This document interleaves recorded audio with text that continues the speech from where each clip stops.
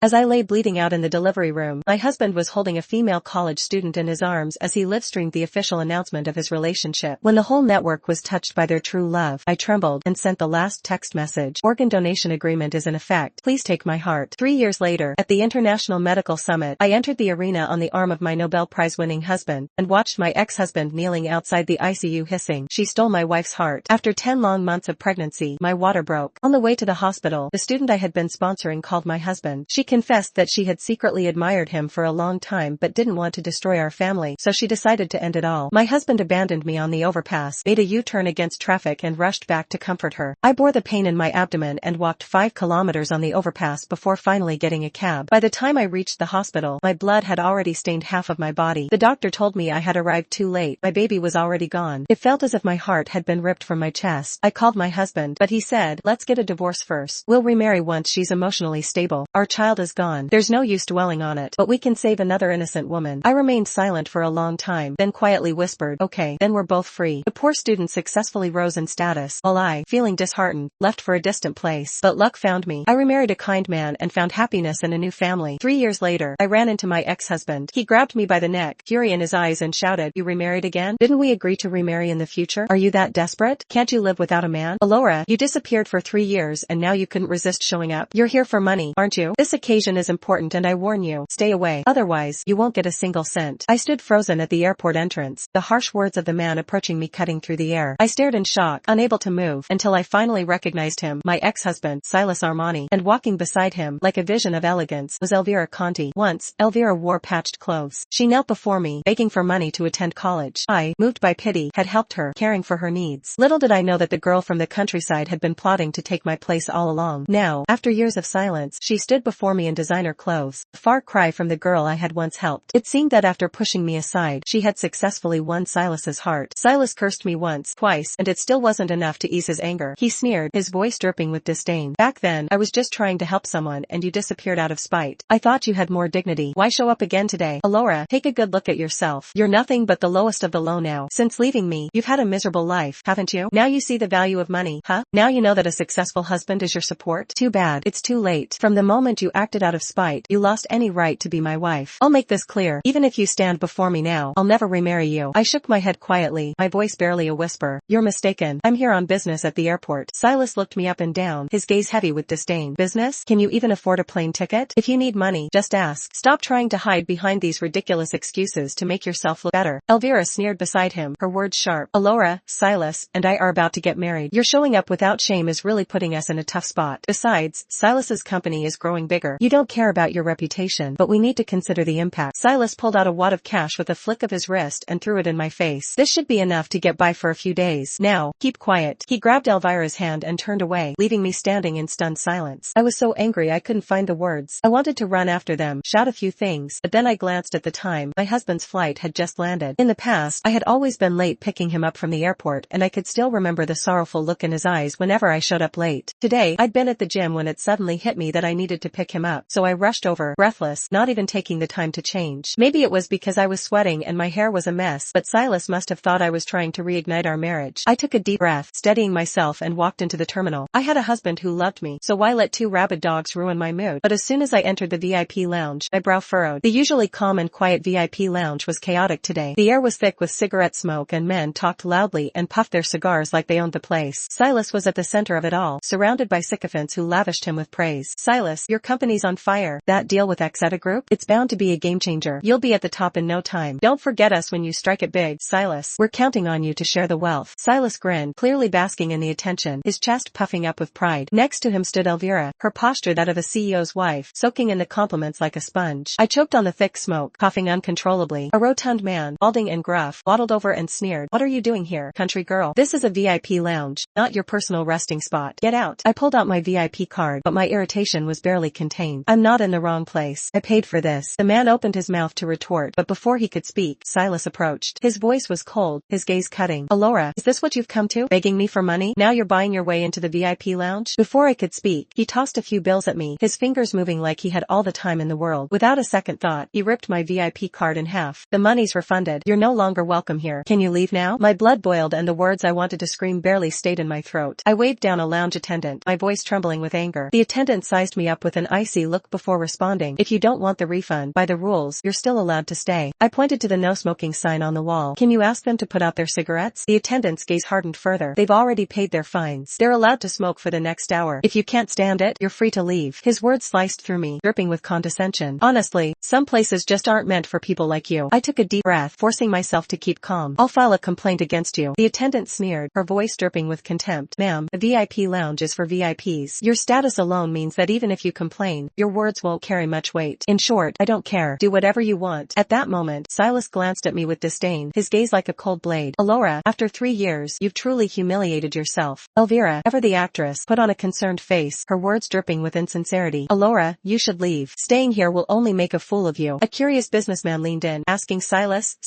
do you know her? Silas's smile faltered for a heartbeat before he recovered, his voice smooth but tinged with arrogance. When I was younger, I made a mistake. I ended up with the wrong person. The businessmen around him nodded knowingly. It happens. These women are all the same. They know how to target wealthy men. Who hasn't been taken in by a woman or two in their youth? Once you see through them, it's no problem. Now Silas and his wife are deeply in love, having wandered down the wrong paths to finally find each other. You have to truly understand how low those gold-digging women can go to appreciate what real love looks like. I suppose there's some lesson in that after all. The people around me mocked and belittled me without a shred of restraint. Silas, who had once been my husband, knew I was being wrong, yet not a single word of defense came from his lips. Instead, he pointed at me with contempt, his voice dripping with disdain. I don't know where she heard that from, but she came here hoping to meet President Ferrari. Look at her, pathetically begging for money. Absolutely shameless. It's sickening. The crowd around me stared, their eyes filled with scorn as they tore into me. Lady, dignity matters. It's time for you to leave. This is a business space, not some charity event. You're making people uncomfortable. You won't get a dime. You've got arms and legs. Why don't you work for your living instead of always looking for handouts? I met their harsh words with cold defiance. I didn't come here begging for money. I just happened to run into Silas. Silas sneered, his voice dripping with disdain. Your pitiful act of playing coy, and you think I'll fall for it? Alora, I once loved you, but I've long since run out of patience with you. He pulled Elvira close, a clear show of possession, and shot me a glance. I have someone else now, and we're getting married soon. As for you, you're neither my first love nor my obsession. You're just a fleeting shadow. Seeing you here today only brings one feeling: disgust. Your methods are dirty beneath me. The first clap came from nowhere. Then, the whole room joined in. The businessmen clapped eagerly, their faces gleaming with admiration. Silas is so powerful. Silas really knows how to protect his woman, but dominance. The sycophantic display turned my stomach. I couldn't bring myself to engage with these people, so I turned to leave. But Elvira stepped in front of me, blocking my path. Alora, are you just going to walk away like this? Don't you think you owe me an apology? I blinked in confusion. What are you talking about? Elvira pointed to her high heels, her voice dripping with pride. These shoes? Custom made, worth 30,000. You stepped on me earlier and now the surface of my shoe is ruined. Everyone's gaze shifted to me, their eyes cold and judgmental. A wealthy businessman sneered. How can this woman be so uncivilized? She's not just uncivilized but vengeful, too, another man added. Silas's eyes locked on me, his expression hardening. Alora, you've really sunk to new lows. I could only offer a helpless shrug. I didn't step on her. Elvira's laugh was sharp and dismissive. So now you're calling me a liar? Soon, I'll be the wife of the CEO of a publicly listed company. What's my position? Would I really waste my time making false accusations against you? Silas's expression turned icy at her words. He pointed at me, his voice cutting through the tension. Alora, did you or didn't you step on her? Stop lying and embarrassing me. I couldn't hold back a bitter laugh. You're out of your mind. What does it even have to do with you? Why is this your embarrassment? Silas, stop flattering yourself. I've already stopped caring about you. I didn't come here for you today. His face turned pale with rage. Fine. You really don't know when to stop, do you? Then I won't help you anymore. Pay for the damages, or we'll call the police. The crowd around us quickly rallied behind Silas. We should call the police and teach her a lesson. I glanced at the time, my heart sinking. I was about to be late picking him up again.